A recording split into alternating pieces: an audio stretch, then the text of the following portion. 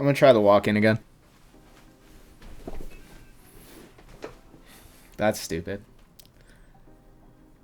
That was stupid. One more time. Let me try one more time. Nope. Nope. That's not it. Whatever. All right, money gurus. They bother me. A lot of fans bother me. But these type of people have bothered me for several years. If you don't know who they are, they're all pretty much just sons of Tai Lopez, the knowledge guy. Knowledge.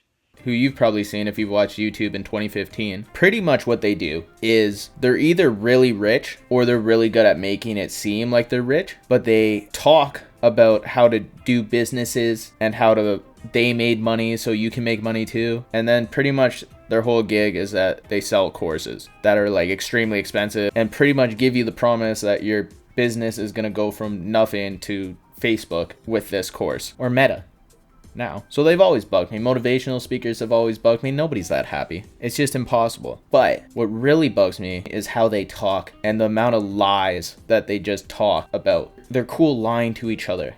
I think it's all just a big setup that they've all agreed on. But I've pulled together some clips just to show you what I'm talking about. So maybe you guys will dislike them with me. The first guy I wanted to look at is named Jason Wojo. The Jason Wojo on Instagram. And from what I've seen, this guy's more focused on the business side and still tells people about money. But he also does have some great inspirational quotes like, inspiration does exist, but it must find you working. Just in case you didn't believe in inspiration to begin with. The time is always right to do what is right. Get busy living or get busy dying. Guy might as well be living in a Fast and Furious movie. Pretty much this guy's big fan, I don't look at my bank accounts.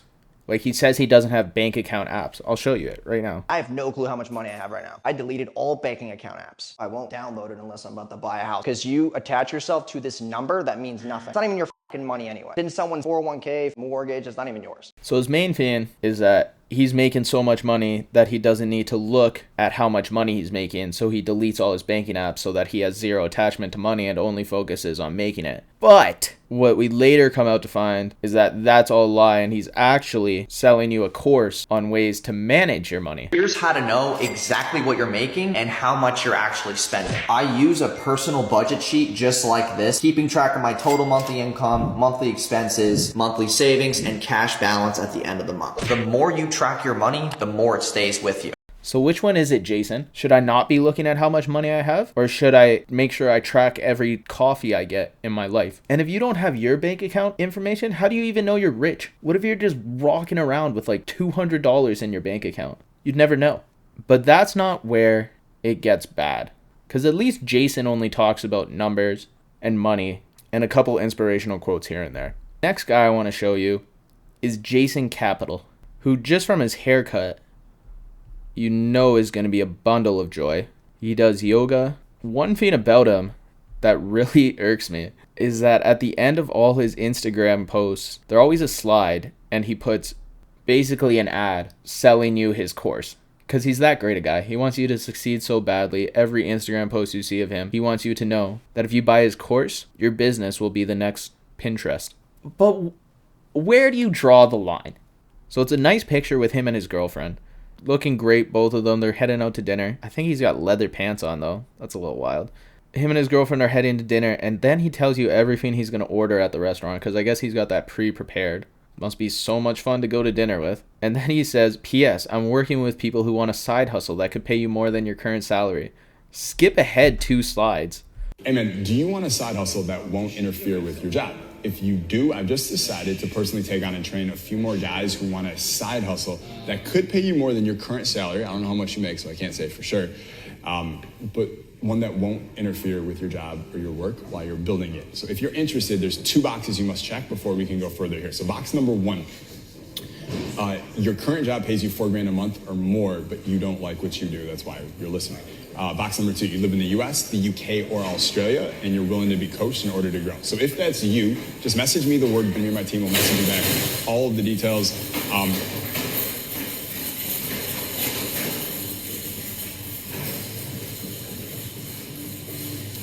And please note, this is not a get-rich-quick thing. This is not Shopify. This is not e-commerce. This is not Amazon. And there's no products, there's no inventory, and there are no employees. So if you're interested, message me. I'll shoot you all the details. I mean, why throw that with a picture with your girlfriend? You couldn't just have a nice dinner, a nice night together? You had to try to sell your skeezy course to people? And you couldn't just have cut out that one part where all the noise was going on? Just make a quick cut. You're not selling enough courses to do that? So that's the start with our boy Capital, who's more into the inspirational side of things. He loves to do inspirational talks.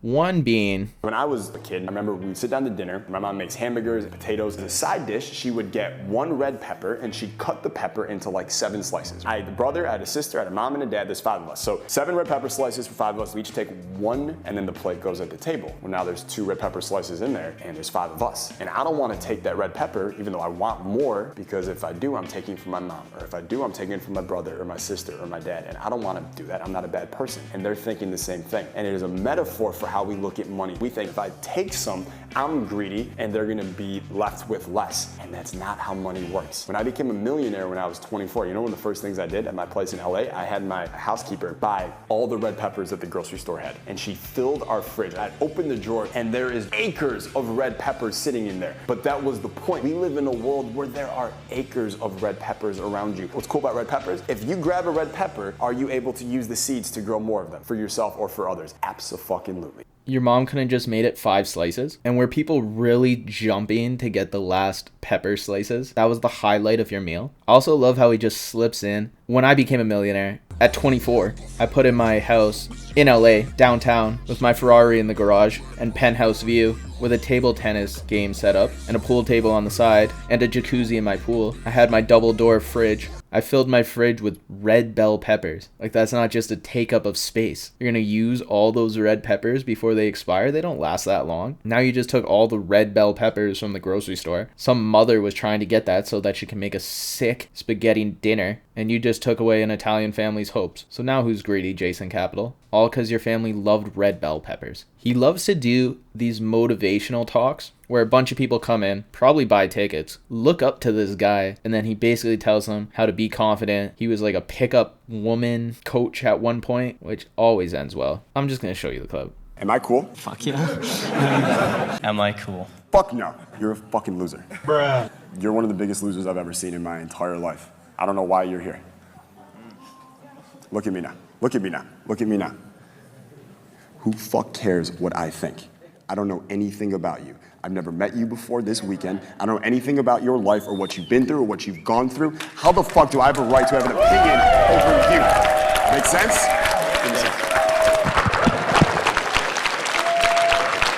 I mean, message is good. Don't care about what other people say they don't know about you. But like, he didn't even say he doesn't mean it.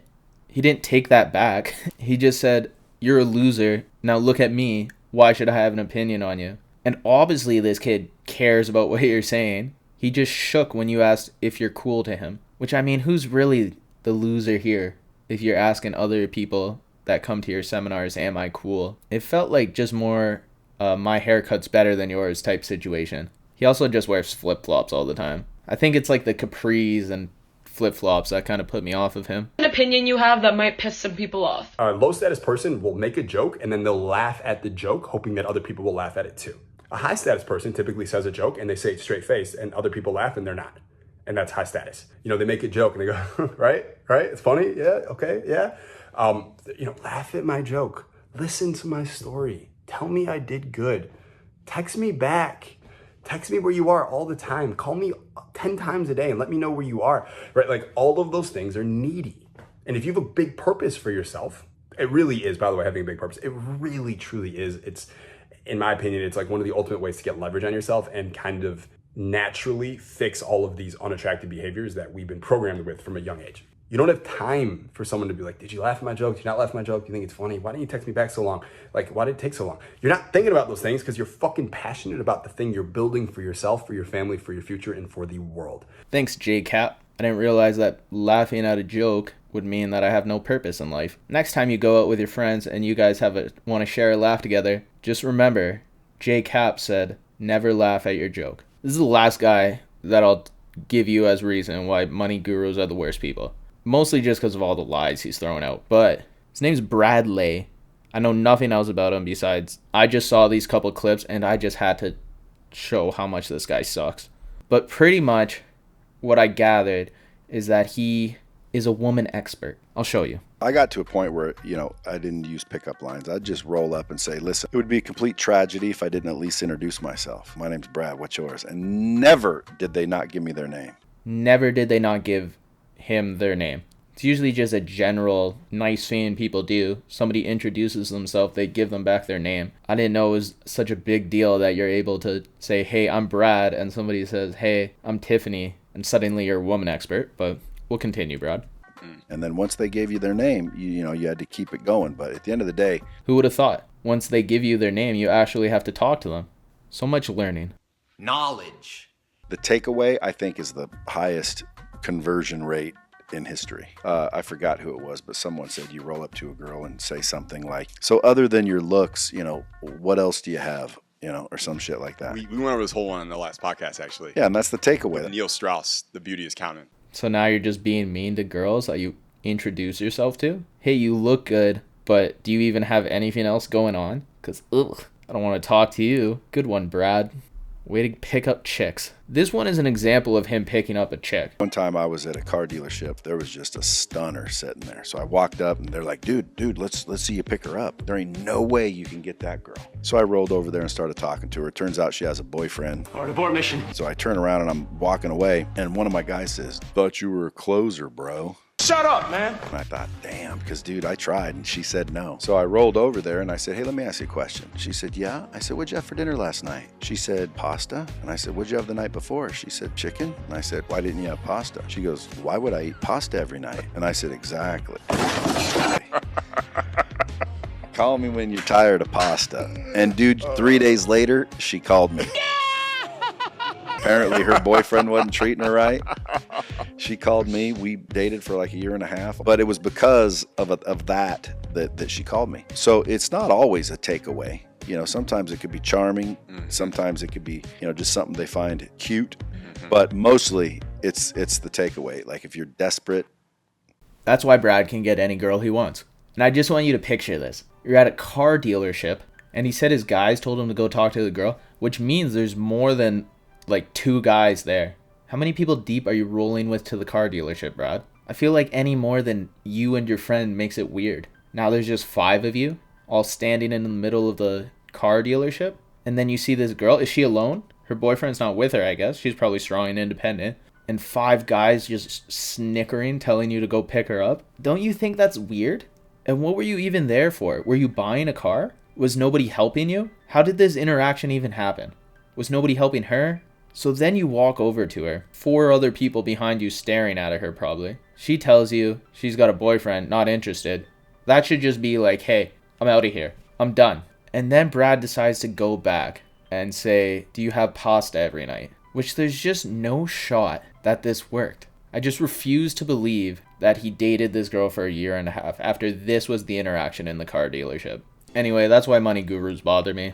Because they talk and just lie. And I feel if you're buying their course and you're making money, please let me know. Because I just don't believe it. If Jason Capital, our boy J Cap, has ever got you a girl or boosted your confidence, please let me know. And if Brad Lay, if you've ever seen Brad Lay pick up a girl, document it, because I don't believe that it ever happened. These guys suck. I don't know what else to say about it. Like and subscribe. See you next week. Who's in the insurance space that lives in Las Vegas, Nevada? Hit me up in the DMs. Might have a big opportunity for you. Listen. You are not on the same level as I. These bars will make your adrenaline rise. And when I'm inside, I got a bad boy showing their feminine side. They're jealous of my potential to make the world shake like ketamine highs. If man's salty, I'll pepper him twice. If talent comes down to melanin, why am I so much harder than you? Picking up green like a gardener do. Start to go do, I put half of the queue in some fat off plate and start sparking a zoo.